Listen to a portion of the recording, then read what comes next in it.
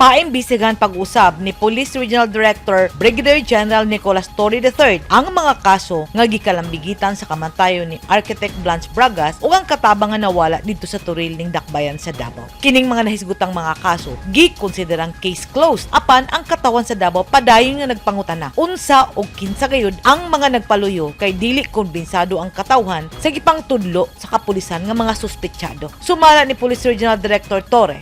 I have asked my RADMD, the Regional Investigation and Detective Management Division, to look into the cold cases. I-review namin ang mga cold cases na naiiwan at baka naman masolve pa natin sa panahon na ito.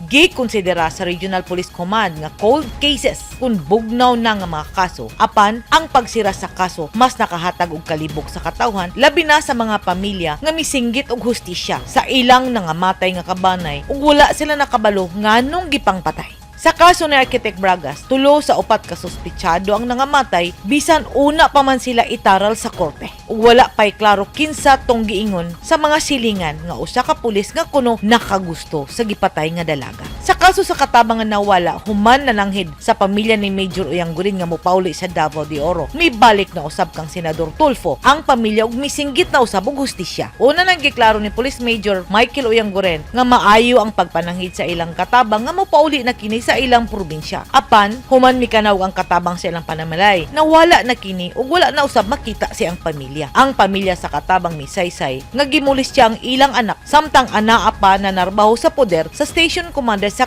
Torre Police Station Commander. Ang tud karon, wala pa'y klarong tubag ang kapulisan kabahin sa naisgutang kaso. Og nagpatigbabaw ang pagduda sa katawhan nga dunay misteryosong tawo nga nagpaluyo sa pagkawala sa katabang. Kining tanan, sulayan og tubag sa kapulisan sa pag-abri sa naisgutang mga kaso ug uban pang mga kaso sa rehiyon nga wala pa'y klarong kasulbaran hangtod karong mga taknaa.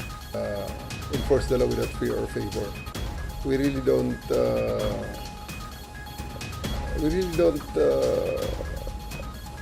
discriminate on people. Kahit na sino ang suspect dyan, sino ang victim dyan, we'll be doing our job, we'll investigate, and the only purpose of the investigation is to find out the truth and put the perpetrators to the bars of justice.